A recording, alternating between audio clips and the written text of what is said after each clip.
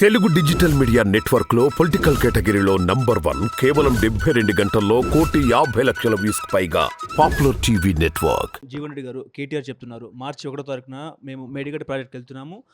అవసరమైతే కాంగ్రెస్ పార్టీ ఎమ్మెల్యేలను మంత్రులను కూడా ఆహ్వానిస్తామని చెప్తున్నారు. ఒకవేళ ఆహ్వానిస్తే మీరు వెళ్తారా మేడిగడ్డకు? ఇప్పుడు మేము ఆల్రెడీ చూసి వచ్చినామయ్యా. ఇప్పుడు ఆయన నిర్వాహకం చూసుకోవడానికి వరకు ఏదైతుందో ఇప్పుడైనా పోతా అని చెప్పిన ఆలోచన కలిగినందుకు సంతోషం అని చెప్పి అంటున్నాను.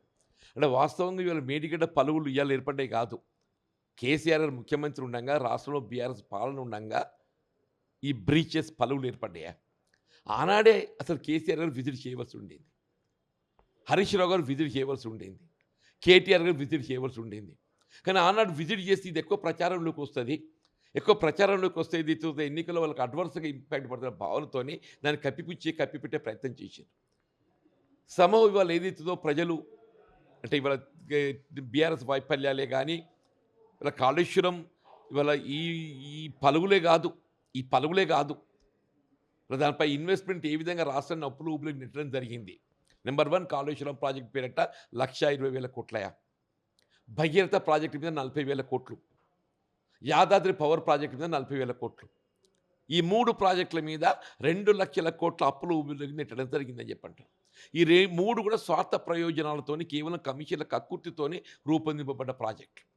ఇలా కాళేశ్వరం ప్రాజెక్ట్ అనేది ఏదైతుందో తుమ్మడిహట్టి వద్ద బ్యారేజ్ నిర్మాణం చేస్తే కేవలం 38,000-40,000 కోట్లతో పూర్తయ్యే ప్రాజెక్ట్ ఏదైతుందో మరి అది 1,20,000 కోట్లకు మరి తీసుకుపోవడం జరిగింది. అంటే 80,000 కోట్లు.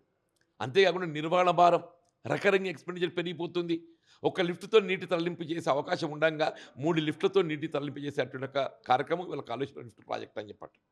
భగీరథ అసలు బేసిక్గా భగీరథ అనేది ఏదైతుందో ఈ సెంట్రలైజ్డ్ స్కీమ్తో కేంద్రీకృతమైనటువంటి ఒక వాటర్ సప్లై స్కీమ్లో ఏదైతుందో ఈ క్లోరినేషన్ ప్రభావము కేవలం 20-30 కిలోమీటర్ల వాటర్ ఫ్లో కంటే ఎక్కువ ఉండదు.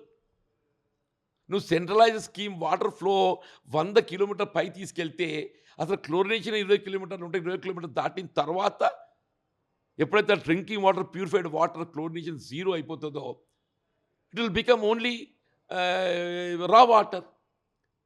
ఎవడైనా సైంటిఫిక్గా ఇది ఆలోచన చేయాలనే ఆ ఇంజనీర్లు ఎట్లా సర్టిఫికేషన్ ఇచ్చి నాకు అర్థం కాదని చెప్పి అంటున్నా. కేసీఆర్ గారు ఏదైతే పైపుల కంపెనీతో కక్కుర్తితోని భగీరథ ప్రాజెక్ట్ రూపొందించున్నాయా. ఆ ఇంజనీరింగ్ చీఫ్ RW+ ఇంజనీరింగ్ అతిలో ఎవడో ఏదైతుందో ఆ 30 కిలోమీటర్లు దాటితే 20 కిలోమీటర్లు దాటితే ఏదైతుందో క్లోరినేషన్ ప్రభావం ఉండదు. ఈ సెంట్రలైజ్ స్కీమ్ మనం ఆశించిన ఫలితాన్ని ఇవ్వదు. డీసెంట్రలైజ్ ద్వారా ఏ గ్రామానికి ఆ గ్రామం ద్వారా ఏదైతుందో మనం త్రాగునీటి సరఫరా ఫిల్టర్ బెడ్స్ ఏర్పాటు చేస్తే బాగుంటుంది అనేటువంటి ఒక ఆలోచన సూచన చేస్తే బాగుంటుండే. ఇదే 40,000 కోట్లను ఎక్కడికక్కడ మనము త్రాగునీటి సమస్య పరిష్కారం చేసే అవకాశం ఉంటుండే. ఇవాళ మీకు యాదాద్రి పవర్ ప్రాజెక్టే మనకాడు స్టేట్ ఆర్గనైజేషన్ యాక్ట్లో ఏదైతుందో కేంద్ర ప్రభుత్వం ఆనాడు యూపీఏ ప్రభుత్వం ఏదైతున్నదో NTPC ద్వారా రాష్ట్రంపై ఏ విధమైన ఆర్థిక భారం లేకుండా 4,000 మెగావాట్ల విద్యుత్ ఉత్పాదన కేవలం పవర్ పర్చేస్ అగ్రిమెంట్తో మనం సప్లై చేసే విధంగా రూపొందిస్తే అందులో పొందుపరిస్తే దాని అమలుకు నువ్వు ప్రయత్నం చేయకుండా మళ్ళీ అదనంగా ఏదైతున్నదో ఈ రాష్ట్ర పెట్టుబడితోని మళ్ళీ దామరచెర్ల యాదాద్రిలో అసలు ఆయన ఏం చెప్పిండు ఉద్యమ సమయంలో పిట్ హెడ్ ఎక్కడ బొగ్గు ఉత్పత్తి ఉంటే అక్కడ పవర్ జనరేషన్ యూనిట్ ఏర్పాటు చేయాలన్నాడా. నీ దామరచెర్లలో ఏముందని నువ్వు అక్కడ పవర్ ప్రాజెక్ట్ పెడుతున్నావే, అక్కడ బొగ్గు ఉందా? నువ్వు మళ్ళీ ఎక్కడో సముద్ర తీరంకి వెళ్ళి తీసుకొచ్చుకోవాలని చెప్పి అంటున్నా, ఎక్కడో సముద్ర తీరంకి వెళ్ళి తెచ్చుకోవాలని చెప్పి అంటున్నా. ఆ బొగ్గు కాస్త ఎంత అవుతుందో నువ్వు ఆలోచన చేసినవా? అదే రామగుండంలో చేస్తే ఎట్లుంటుండే? అక్కడ NTPC ద్వారా నెలకొల్ప చేయబడ్డట్టయితే ఈ రాష్ట్ర ప్రభుత్వం మీద ఏదైతుందో ఇవాళ 1,00,000 కోట్ల ఆర్థిక భారం తక్కువైతుండే. ఈ 1,00,000 కోట్ల అదనపు ఆర్థిక భారానికి KCR is liable for prosecution. KCR is liable for prosecution. Okay, అంటే గత ప్రభుత్వ కాంగ్రెస్ పార్టీ హయాంలో నాగార్జున సాగర్ కుంగలేదా, కడెం ప్రాజెక్ట్ కుంగలేదా, ఏదో చిన్న క్రాక్ వస్తే కాంగ్రెస్ పార్టీ బట్టగాల్చి మీద వేస్తుందని చెప్పేసి కేటీఆర్ వాదన నిజమే అంటారా? అరే ఎక్కడ నాగార్జున సార్ కుంగిందే? ఊరికే మాట్లాడి సరిపోతాదే? శ్రీశైలం ప్రాజెక్ట్ ఎప్పుడు కట్టిండ్రు, నాగార్జున ప్రాజెక్ట్ ఎప్పుడు కట్టిండ్రు, శ్రీరామ్ సాగర్ ప్రాజెక్ట్ ఎప్పుడు కట్టిండ్రు? కడెం ప్రాజెక్ట్ కూడా కొట్టుకపోలేదు. ఆయన ఎప్పుడో నైజాం ప్రభుత్వ హయాంలో నిర్మాణం చేసింది, అప్పుడు కొట్టుకపోయింది. మళ్ళీ నిర్మాణం చేసిండ్రు. ఇప్పటి విషయం కాదని చెప్పంటూ నేను ఏపీ అవతరణ తదుపరి కొట్టుకపోలేదు. మొన్న ఏదైతుందో వరదలు వచ్చినా పైకి వెళ్ళిపోయింది. కడెం ప్రాజెక్టు పైకి వెళ్ళి నీరు పొంగి పొర్లింది. కానీ డ్యామ్ చెక్కు చెదరలేదని చెప్పి అంటున్నాను నేను. ఇది అట్లా కాదు. పియర్స్ ఏదైతుందో కిందికి వెళ్ళి నీళ్ళు పోయినాయి అడుకెళ్ళి. ఇది సైంటిఫిక్ టెక్నికల్ డిజైన్ లోపంతోని. ఇలా మేడిగడ్డ ప్రాజెక్ట్ ఏదైతుందో బ్రీచెస్ కృంగిపోవటానికి పలుగులు రావటానికి ఏదైతున్నదో ఇది డిజైన్, సాంకేతిక లోపం, నిర్మాణ లోపం, నిర్వహణ లోపం. మూడు అని చెప్పి అంటున్నాను. డిజైన్స్ లోపం, నిర్మాణ లోపం, నిర్వహణ లోపం. ఈ మూడు ఏదైతుందో కేవలం కమిషన్ల కక్కుర్తితో ఏదైతుందో ఆయన దాన్ని ఆదరాబాదరగా ఆయన ఆలోచన లేకుండా ఏదైనా డిజైన్ ఎవరు రూపొందిస్తారే? ఇంజనీరింగ్ అధికారులు రూపొందించాలి. కేసీఆర్ ఏది చెప్తే కూడా అది రాసే. కేసీఆర్ కూర్చొని ఏదైతే ఆడ కట్టాలంటే ఆడ కట్టాలి, ఎట్లా కట్టాలి. ఈ ప్రాజెక్ట్ డిజైన్ రూపొందించింది ఎవరు ఇరికేనా మీకు? కేసీఆర్. సంబంధిత ఇంజనీరింగ్ అధికారులు కాదు. ఈ ప్రాజెక్ట్ డిజైన్ రూపొందించేది కేసీఆర్ అని చెప్పి అంటున్నా. ఆయన ఎప్పుడు ఆయన గొప్పలు చెప్పుకుంటూ ఇది కేసీఆర్ మదిలో స్వయంగా మెదిలింది. ఆయన కేసీఆర్ మేధో మథనంతో ఏదైతుందో ఇలా మేడిగడ్డ అన్నారం ప్రాజెక్టు డిజైన్ చేసిందని ఆయన మేధో మథనంతో ఏదైతుందో ఇలా మేడిగడ్డ అన్నారం ప్రాజెక్టు డిజైన్ రూపొందించడంతో ఈ పరిస్థితి ఏర్పడ్డది. ఎవడు చేసే పని వాడు చేయాలి. ఇప్పుడు మీరు కాళేశ్వరం మీద జ్యుడిషియల్ విచారణ చేపట్టారు. అది ఎక్కడి దాకా వచ్చిందంటే ఏం చెప్తారండి? అంటే వాస్తవంగా సిట్టింగ్ జడ్జిని కేటాయింపు చేయాలని చెప్పంటే హైకోర్టు చీఫ్ జస్టిస్ ఏదో మీరు స్పేర్ చేయలేమని చెప్పానన్నారు. But they are prepared retired జడ్జెస్ను స్పేర్ చేయడానికి ఒప్పుకున్నట్టున్నాను. నాకు I think in another couple of months, ఈ మాసంలో బిఫోర్ ఎండ్ ఆఫ్ మార్చే it will take shape. Arrest చేసే అవకాశం ఉందా ఈ ఇష్యూలో? అది ఎంక్వైరీలు తెలుస్తుంది బాబా, ఎంక్వైరీలు తెలుస్తుంది. ఓకే. ఇప్పుడు మీకు రేపు వచ్చే పార్లమెంట్ ఎన్నికలు అగ్ని పరీక్షగా మారే అవకాశం ఉందంటారు. 14 సీట్లు. డెఫినెట్లీ అది ఏ రాజకీయ పార్టీకైనా పరీక్షనే.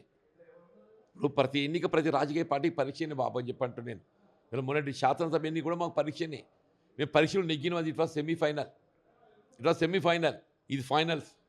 ఈ ఫైనల్స్లో మేము గెలవాలి. అంటే కేవలం 14 సీట్లు ఎందుకు టార్గెట్గా ఎంచుకున్నారు? ఇప్పుడు మేము 14 కాదే 17 టార్గెట్ పెట్టుకున్నాం. 14 కాదు, 17 టార్గెట్ పెట్టుకున్నాం. ఒకటి అడప పోయినా కానీ ఏది ఇస్తుందో కనీసం 14 రావాలని చెప్పని అనుకుంటున్నాం. అంతే తప్ప our target is 70. Okay. So ఈ పార్లమెంట్ ఎన్నికల్లో మీ యొక్క ఆయుధాలు ఏంటంటే ఏం చెప్తారు? మేము అధికారానికి వచ్చినట్టు ఈ 2.5 మాసాల కాలం లోపల మేము ఎన్నికల్లో చేసిన ప్రతి వాగ్దానం, మా ఆలోచన విధానం అన్నీ ఏదైతుందో అమలు చూపెడుతున్నాం. ప్రజల విశ్వసనీయత పొందబోతున్నామని చెప్పంటున్నాం.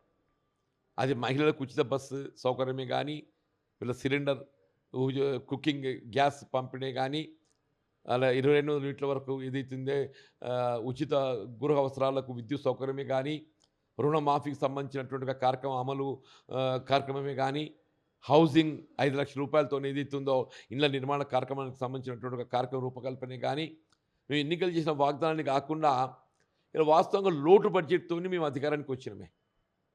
కేసీఆర్ ఒక విధంగా ఏదైతుందో అప్పుల రాష్ట్రాన్ని మాకు అప్పచెప్పిండే. మేము ఈ అప్పుల రాష్ట్రాన్ని అప్పులు తీర్చాలి, మిగులు రాష్ట్రంగా దీన్ని పొందుపరచాలి. ఈ అప్పుల రాష్ట్రాన్ని ఏదైతుందో మేము అప్పులు తీర్చాలి, దీన్ని మిగులు రాష్ట్రంగా పొందుపరచాలి. ఆ బరువు బాధ్యత మా మీద పడ్డని చెప్పి అంటున్నాం. ఆ విధంగా మేము ముందుకు పోతూ శ్రమిస్తున్నాం. రేవంత్ రెడ్డి గారు కానీ, బట్టి గారు కానీ, శ్రీధర్బాబు గారు కానీ, ఉత్తమ్ రెడ్డి కానీ, వాళ్ళు ఆ విధంగా మేము శ్రమిస్తున్నామని చెప్పంటున్నా.